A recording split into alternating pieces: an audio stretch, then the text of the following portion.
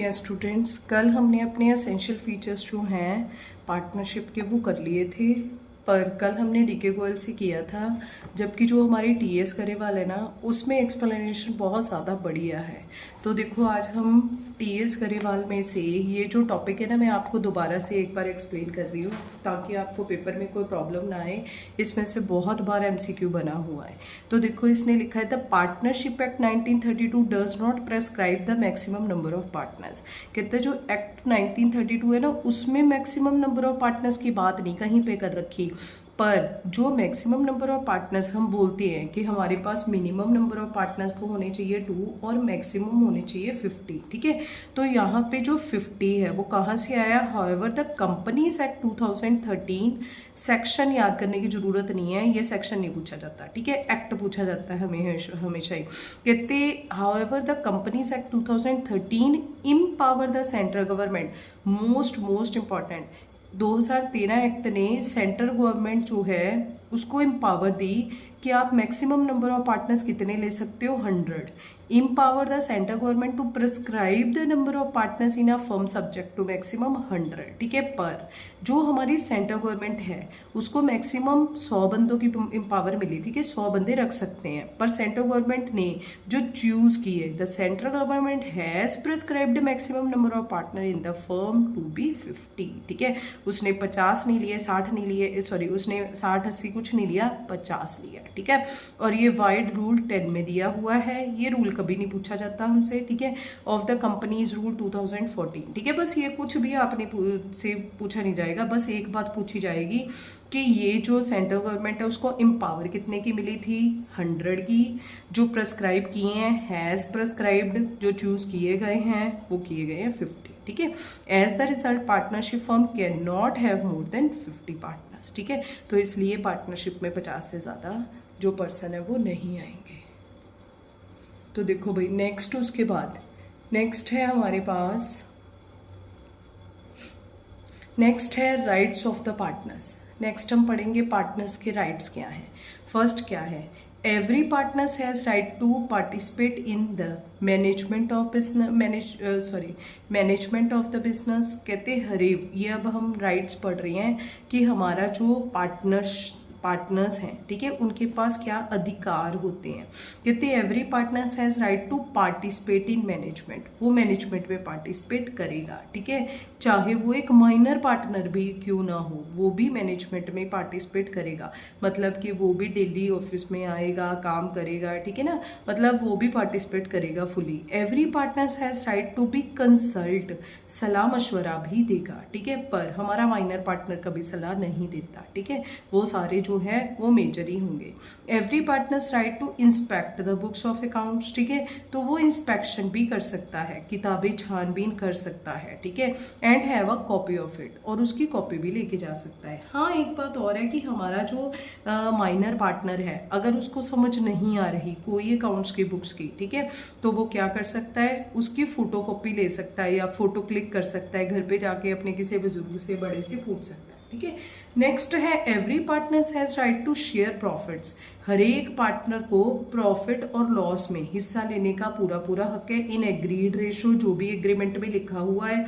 और in case profit sharing ratio is not agreed, नहीं कुछ भी दिया गया, तो आप एक्ट 1932 को फॉलो करोगे। ठीक है, ये हम आगे पढ़ेंगे।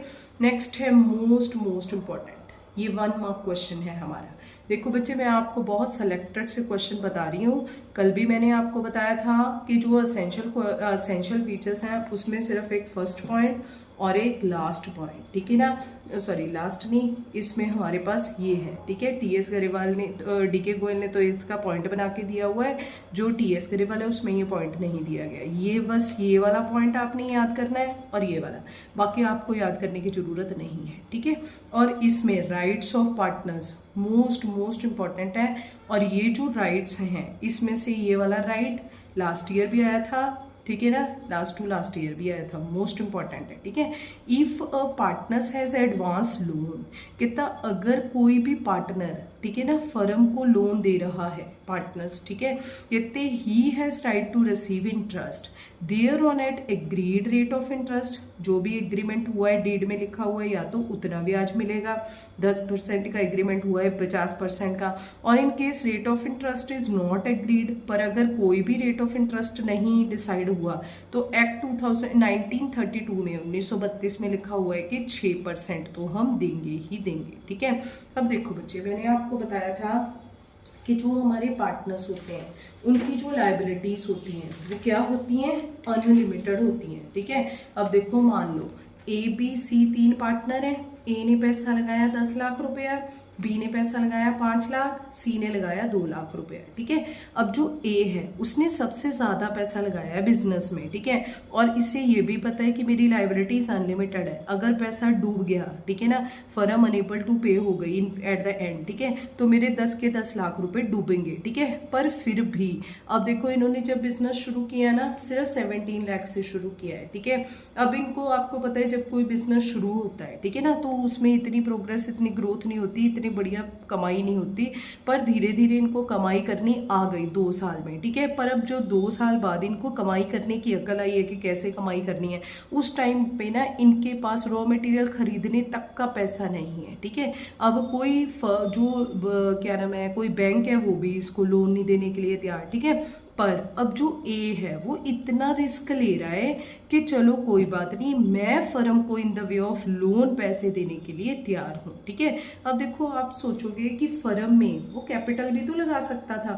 अब देखो, ये तीनों ने क्या लगा रखा है बिजनेस में, कैपिटल लगा रखी है, ठीक है। तो आप सोच रहे हो कि लोन ही क्यों दे रहा है, मान लो इसने फर्म को 2 लाख रुपए लोन दिया, ठीक है, तो लोन की बजाय ये कैपिटल भी तो लगा सकता था फर्म में। तो याद रखना, हम ना लास्ट में पढ़ेंगे जो हमारा रिटायरमेंट चैप्टर होगा, उसमें ना हम एक सेक्शन पढ़ेंगे, मैंने बहुत लिमिटेड से सेक्शन करवानी है, बस वो जी वही सेक्शन जो हमारे मोस्ट इंपॉर्टेंट है, सेक्शन 48 इंडियन पार्टनरशिप एक्ट हमारा वही चलेगा, ठीक है। पार्टनरशिप एक्ट 1932 1932 ही चलेगा, और सेक्शन है 48। सेक्शन 48 जो है वो ये बताता है कि अगर कोई भी पार्टनर फर्म में लोन प्रोवाइड कर रहा है ना, तो हम उस लोन को प्रेफरेंस देंगे, ठीक है। तो उस लोन को हमने क्या करना है, पहले पे करना है, फर्म ने पे करना है अपने पार्टनर को, ठीक है। और वो जो है वो फर्म का चार्ज होगा, चाहे फर्म को प्रॉफिट हो रहा है चाहे लॉस हो रहा है, फिर भी हमने वो लोन भी देना ही है और उसके ऊपर होने वाला ब्याज भी देना ही है, ठीक है। तो अब पार्टनर जो है, और जो कैपिटल होती है वो होती है बच्चे हमारी एप्रोप्रिएशंस, ठीक है, वो सिर्फ कैपिटल और इंटरेस्ट ऑन कैपिटल, ठीक है, ये सिर्फ हम तब देते हैं फर्म को। फर्म जो है, जो शॉप है, आपकी दुकान है, वो सिर्फ ब्याज और जो पैसा है कैपिटल का वो सिर्फ तब दिया जाता है पार्टनर को अगर आपके पास प्रॉफिट होता है, अगर प्रॉफिट नहीं होता तब हम कोई इंटरेस्ट ऑन कैपिटल नहीं देते, ठीक है। तो अब ये जो पार्टनर है हमारा ए, ठीक है, ये किसको, जब भी फर्म के किसी भी पार्टनर को अपनी लायबिलिटी के ऊपर डाउट होता है ना, तो वो कैपिटल नहीं इन्वेस्ट करेगा, हमेशा क्या देगा, in the way of loan देगा, ठीक है। तो इसीलिए ए ने 2 लाख रुपए का फर्म को क्या दे दिया, लोन दे दिया, ठीक है, कैपिटल के रूप में नहीं लगाया उसे, ठीक है। अब देखो बच्चे, अगर आपका पार्टनर जिसे पता है कि डूबेगा तो मेरा सारा पैसा जाएगा, फिर भी उसने रिस्क उठाया, फर्म को 2 लाख रुपए in the way of loan दिए, तो फर्म का भी तो कुछ फर्ज बनना चाहिए ना, ठीक है ना। तो फर्म का क्या फर्ज बनेगा कि एटलीस्ट अगर हमारी डीड में कुछ भी नहीं लिखा तो हम उसे 6% पर एनम, ठीक है ना, क्या देंगे, इंटरेस्ट देंगे, ठीक है। अब आप एक बात याद रखना है, एक ना पेपर में क्वेश्चन आया हुआ है कि ये जो इंटरेस्ट ऑन लोन होता है, ये जो हमारा इंटरेस्ट ऑन लोन है, ठीक है, ये interest on loan allowed to partner, ये ऑप्शन नहीं है। First 6% per annum simple interest पे देना है, सिंपल इंटरेस्ट होना चाहिए। सेकंड है 6% per annum compound interest. Third है 6% सिंपल इंटरेस्ट। और फोर्थ है 6% कंपाउंड इंटरेस्ट। ठीक है, तो यहाँ पे हमारा आंसर क्या आएगा, A answer 6% per annum simple interest. ठीक है, तो यहाँ पे ये जो हमारा इंटरेस्ट है मालिक को अपने जो पार्टनर है उसको देने वाला जो ब्याज है, एक तो ब्याज आप हमेशा 6% पर एनम पे ही टिक लगाओगे, पर एनम ही दिया जाता है, 6% नहीं दिया जाता। अब पर एनम में और विदाउट पर एनम में फ़र्क क्या है। अब देखो, मान लो हमारा जो बिजनेस है वो 1 अप्रैल 2024 को हमारा साल शुरू होके 31 मार्च 2025 को हमारा साल ख़त्म हुआ। ठीक है, और मान लो हमारा जो मालिक है, जो हमारा पार्टनर है, उसने लोन दिया 1 मार्च 2025 को। ठीक है, कितना ब्याज दिया है, कितना लोन दिया है उसने, सॉरी लोन दिया है फर्म को, लोन दिया है उसने मान लो 2 लाख, और इंटरेस्ट ऑन लोन जो है अकॉर्डिंग टू डीड वो कितना अलाउड है, वो है 6% ओनली, 6%। ठीक है, मैंने पर एनम नहीं लिखा, तो यहाँ पे उसे देने वाला ब्याज जो है वो कितना होगा, 20,000 होगा, 20,000। ठीक है, बट इन केस यहाँ पे 10% के साथ पर एनम वर्ड लिख लें, फिर ब्याज कितना दिया जाएगा, 2 लाख का 10% और सिर्फ 1 महीने का। ठीक है ना, तो फिर हम मंथली देंगे। ठीक है, तो इसके अकॉर्डिंग टू क्या हो जाएगा, 20,000 इंटू 1/12, ये आ गया 10,000, 6, 5,000, 3, फिर 3 से काट दो, ये कितना आ जाएगा, 1, 2, 27, 7 समथिंग, कहाँ 20,000, कहाँ 1770। ठीक है, तो यहाँ पे आपने याद रखना है पर एनम की बहुत ज़्यादा इंपॉर्टेंस है। ठीक है, अब नेक्स्ट, एक तो होता है सिंपल इंटरेस्ट, एक होता है कंपाउंड। ठीक है, सिंपल का मतलब क्या है कि ये अगर मालिक ने, ठीक है, पार्टनर ने जो इंटरेस्ट है वो 5 सालों के लिए दिया है, फॉर 5 ईयर्स। ठीक है, तो फर्स्ट ईयर दिए जाने वाला जो इंटरेस्ट है वो कितना होगा, अगर हम इस केस में ही लें तो वो होगा हमारा 1777 रुपये। ठीक है, तो वो पहले साल इतना होगा, सेकेंड ईयर तो अब तो 1 महीने का लगा है, अगले साल तो पूरे साल का लगेगा, 20,000 हो गया। ठीक है, तो अगले साल जो हम देंगे वो 2 लाख प्लस 17,070 रुपये प्लस करके 2,17,70 पे 10% नहीं दिया जाएगा। ठीक है, इसको बोलते हैं कंपाउंड, का मतलब जो हमारा यहाँ पे प्रिंसिपल अमाउंट है उसके बीच में हम इंटरेस्ट प्लस करके देंगे, नहीं, हम ऐसे नहीं दिया करते, हमेशा प्रिंसिपल पे ही जो है हमारा प्रिंसिपल अमाउंट है 2 लाख है, 2 लाख का ही हमेशा 10% लगाते रहना है। ठीक है, वो आपकी इच्छा है, वो मालिक की इच्छा है, चाहे वो एट द टाइम इमीडिएटली ले ले, चाहे अपने अकाउंट में ट्रांसफर करवाता रहे, बाद में ले। ठीक है, तो यहाँ पे याद रखना है आपका आंसर क्या होगा, 6% पर एनम सिंपल इंटरेस्ट। ठीक है, ये आपको रिटायरमेंट वाले चैप्टर में अच्छे से समझ आ जाएगा, क्योंकि वहाँ पे हमने लोन अकाउंट बनाना है। ठीक है, यहाँ पे अगर नहीं भी समझ आ रहा तो कोई बात नहीं, पूरा सिलेबस खत्म होते तक आपको सारी कुछ समझ आ जाएगा। ये पूरी बुक पार्टनरशिप की है, थोड़ा थोड़ा हर एक चैप्टर में आप कवर करते चले जाओगे। ठीक है, चलो हम ये वाला कर रहे थे अपना, तो यहाँ पे क्या लिखा हुआ है, ये मोस्ट इंपॉर्टेंट है, और इस वाले हमारा जो ये वाला टॉपिक है, ठीक है, ये वाला राइट टू पार्टनर्स है, तो राइट ऑफ पार्टनर्स में सिर्फ ये 1 नंबर का यही क्वेश्चन आपने पढ़ के जाना है जाते हुए पेपर में। कहते if a partner has advanced loan, अगर पार्टनर लोन देता है फर्म को, he has right to receive interest, तो उसे ब्याज मिलेगा, ये उसका पूरा अधिकार है, thereon at an agreed rate of interest. ठीक है, जो भी एग्रीमेंट होगा 10%, 20%, 15%, ठीक है, तो वो एग्रीमेंट के अकॉर्डिंग टू मिलेगा। In case rate of interest is not agreed, but in case rate of interest given ही ना हुआ, कोई एग्रीमेंट हुआ ही नहीं, ठीक है, तो interest is paid at the provided in the Indian partnership act 1932, 6% per annum. याद रखना है, पर एनम वर्ड की बहुत ज्यादा इंपॉर्टेंस है। ठीक है, नेक्स्ट देखो, नेक्स्ट है a partner has the right to take decisions in interest of business. ठीक है, अब जो पार्टनर है उसको पूरा अधिकार है, राइट है कि वो डिसीजंस जो हैं वो अपने अकॉर्डिंग टू ले सकता है, डिसाइड कर सकता है, कंसल्ट कर सकता है। ठीक है, partner has right not to allowed the admission, most important. ठीक है। अब देखो मान लो कि फर्म है, फर्म में 4 पार्टनर हैं ABCD, ठीक है।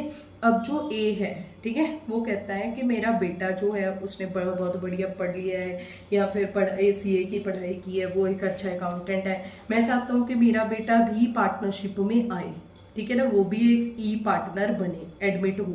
अब जो A है वो मान रहा है, B मान रहा है, C मान रहा है, D कहता है तेरा बेटा नहीं आना चाहिए, ठीक है, तो वो एडमिट नहीं होगा, ठीक है।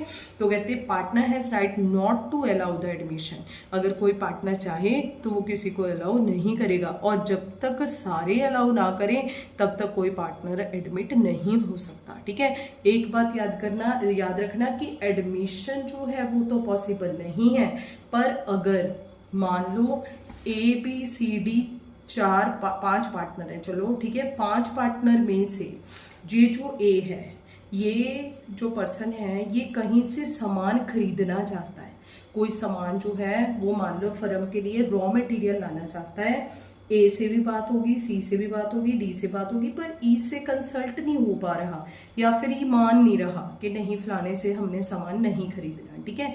तो यहाँ पे सामान आ सकता है, ठीक है, पर पेपर में आपने कैन बी परचेज नहीं लिखना, मे भी परचेज लिखना है, ठीक है ना। तो सामान आ भी सकता है, नहीं भी आ सकता, हो सकता है कई बार ई जो है वो नहीं मानता पर बाकी सारे मान गए हों और हमें सामान सस्ता मिलता हो, ठीक है ना, तो हम ले भी सकते हैं, ठीक है। तो नेक्स्ट है आफ्टर गिविंग नोटिस, याद रखना ये नोटिस कितने मंथ का होगा, 6 मंथ्स का, ठीक है। तो यहाँ पे कहते हैं आफ्टर गिविंग नोटिस, 6 महीने का नोटिस देने के बाद partners has right to retire from the firm, कोई आपके साथ जबरदस्ती नहीं होगी कि आपने हमारे साथ बंधे बैठे रहना है, बाउंड हो आप, ठीक है। अगर कोई पार्टनर छोड़ के जाना चाहता है तो वो जा सकता है, पर उसे 6 महीने पहले फर्म को बताना पड़ेगा, ठीक है। ये देखो ये हमारा ये टॉपिक था राइट टू पार्टनर्स, ठीक है। अब हम पार्टनरशिप डीड करेंगे। पार्टनरशिप डीड जो टॉपिक है ये नेक्स्ट वीडियो में करते हैं।